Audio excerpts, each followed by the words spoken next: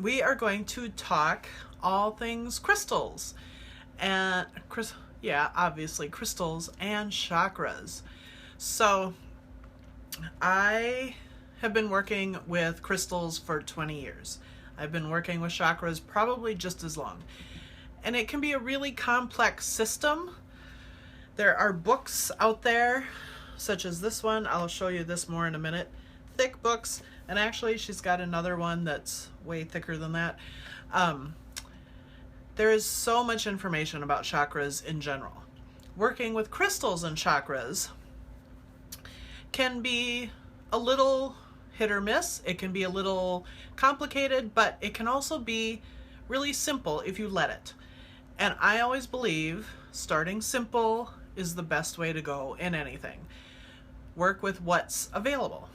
So, what are chakras?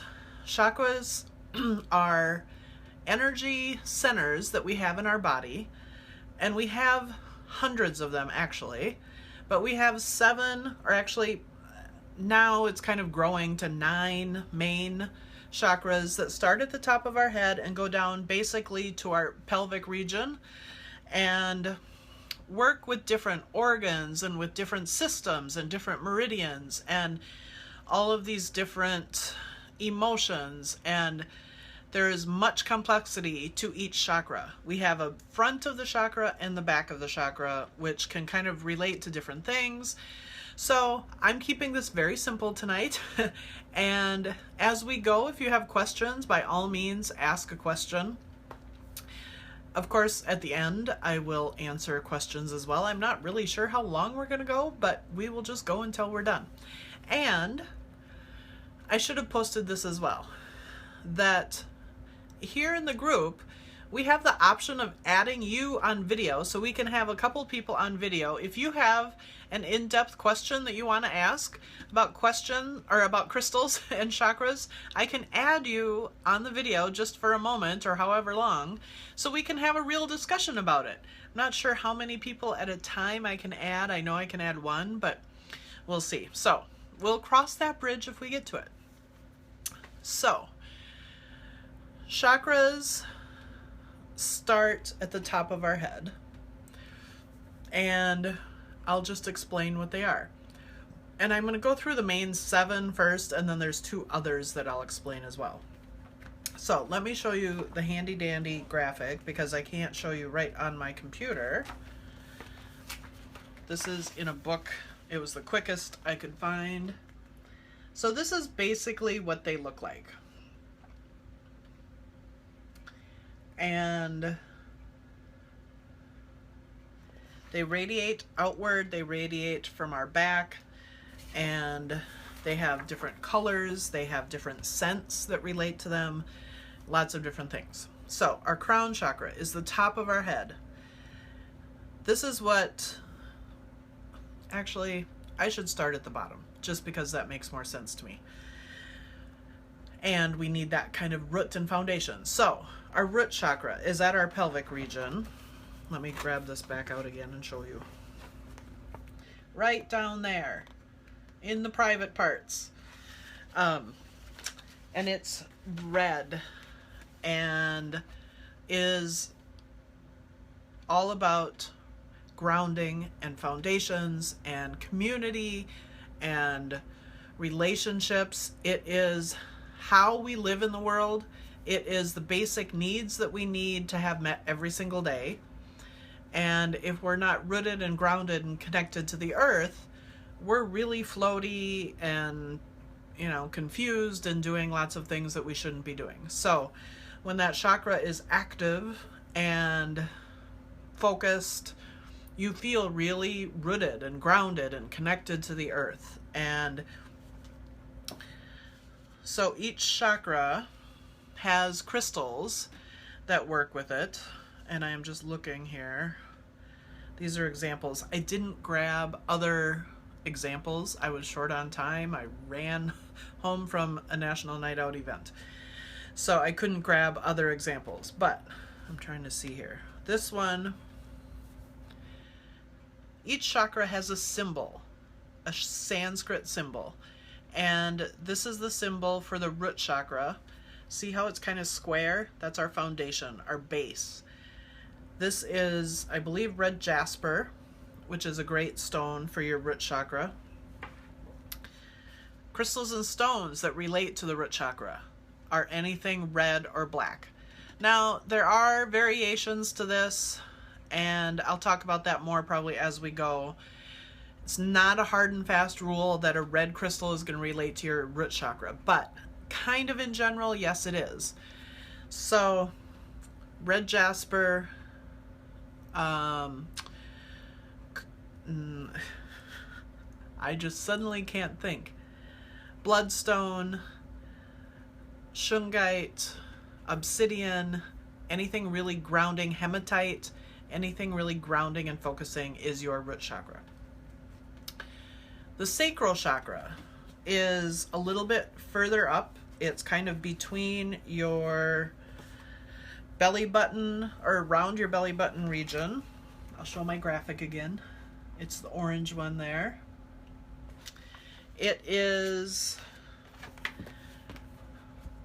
reigning of our, or what it reigns, I should say, is creativity and passion and vitality and sex and pleasure, anything related to that. This is the symbol. Hopefully you can see that. So crystals relating to this chakra are, this is quartz with hematite, carnelian,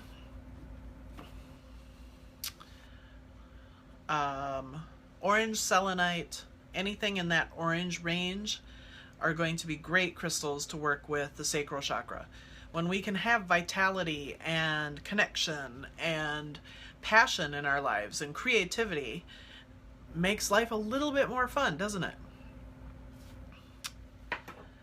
Solar plexus chakra is our stomach area. It's yellow. It's our gut instinct. It is our self-confidence. It's who we shine ourselves to be out in the world. And it's all about brightness and being centered in your core and lots of vitality. So anything yellow, this is the symbol. Anything yellow, golden. I think this is jasper, yellow jasper. So anything such as gold calcite. I am just drawing a blank. I am so sorry. What else is gold? Citrine. Citrine. Let me just take a moment here to breathe and gather my thoughts again.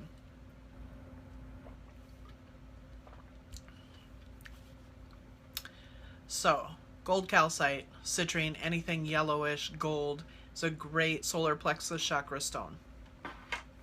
So, moving up a little bit to the heart chakra. It is obviously heart, it's compassion, it's love, it's relationships, it's our center. And for me, it is where I go to most often. Everybody has a chakra that they tend to kind of center themselves in. There's no right or wrong. It's different for everybody. And ideally, all of our chakras should be balanced, but I'll get to that at the end. And sorry, my shirt is bugging me because it's off center. So, heart chakra can be pink or green. There's varying camps about what color to work with. Technically, it's green. This is the heart chakra symbol. This is green aventurine. So green aventurine, rose quartz, manjano calcite, anything in the green or pink range is going to rule that chakra. And it's our expression of love. It's when we can be centered there. I personally really believe that if more people would center in their hearts and center in love, we would have a much happier world. Most people in our society, and they're unconscious of it, center in the root chakra. So, no right or wrong in that. So moving up a little bit is our throat chakra, which is a lighter blue. It's all about communication and expression and speaking our truth and doing it with confidence and with ease. So this is the symbol for that one. And it is a little bit lighter blue color. This stone is lapis lazuli.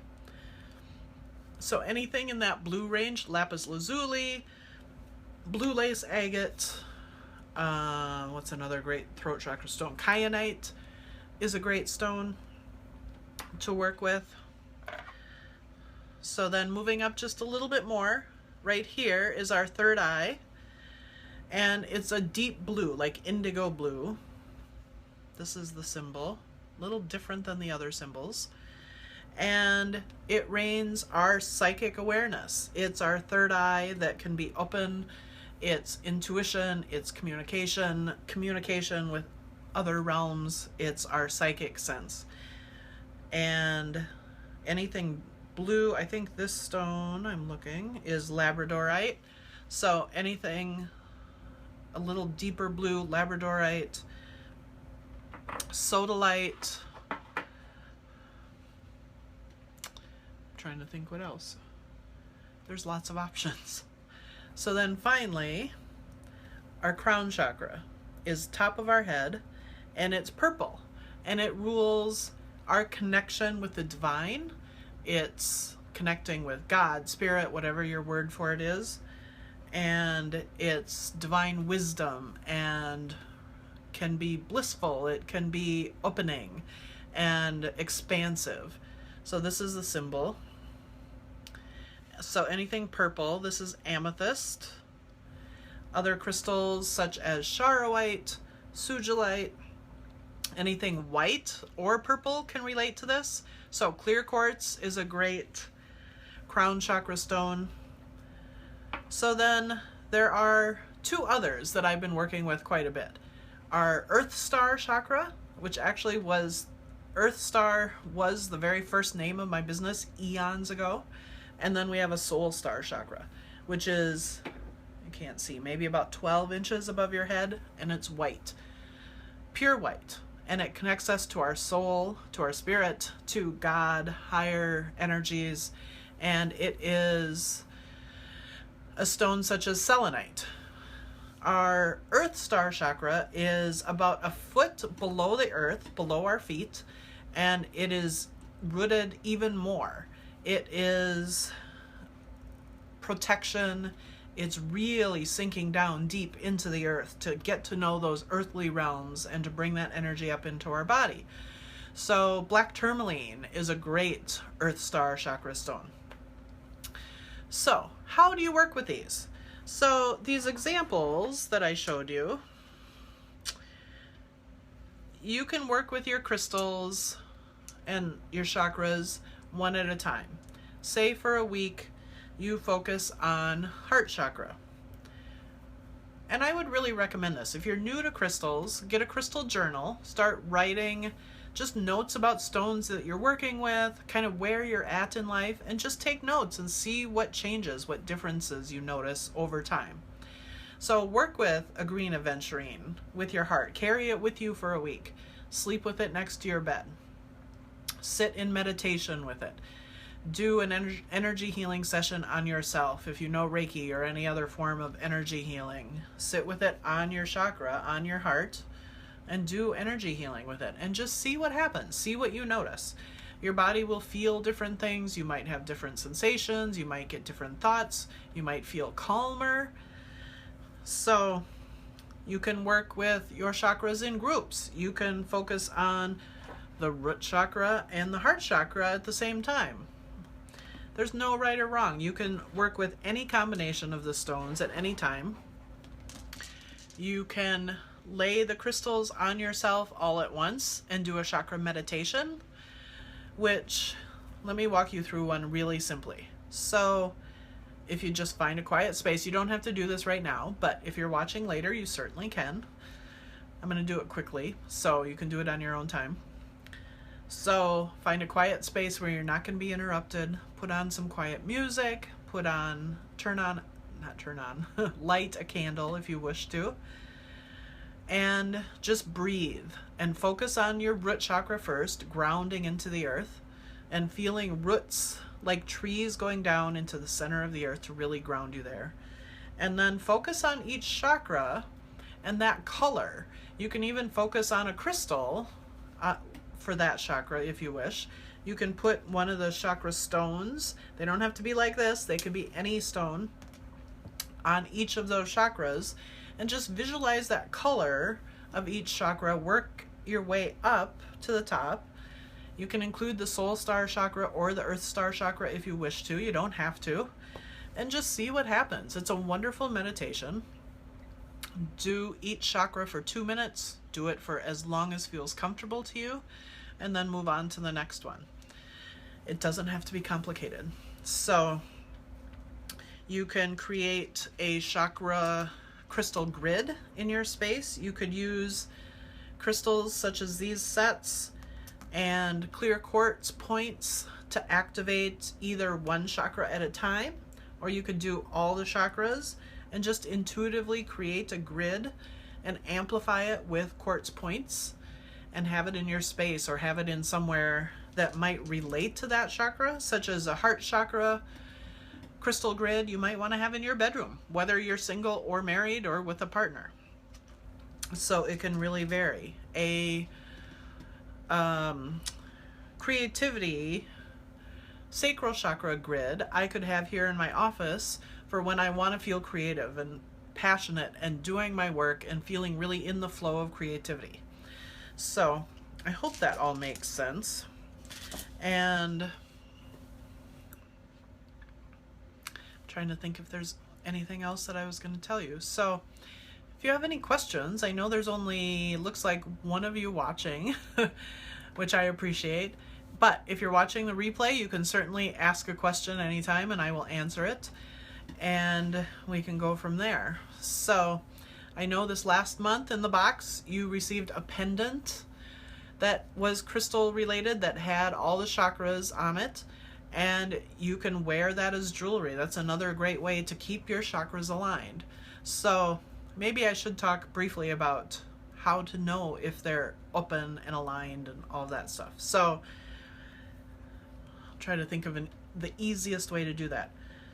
So when our chakras are active and open and really balanced, those areas in your life feel really easy and joyful, such as your sacral chakra. When I'm creative and when I am putting products together and when I am doing my work, I know my sacral chakra is balanced and open because I'm doing what I love, and it's creative and it's joyful for me.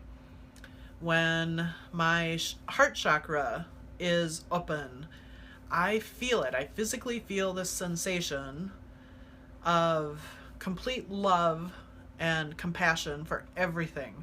Sometimes that can be overwhelming, but we tend to kind of notice things in our life that just will make us feel deep gratitude related to the heart chakra, and just very opening and soft and gentle.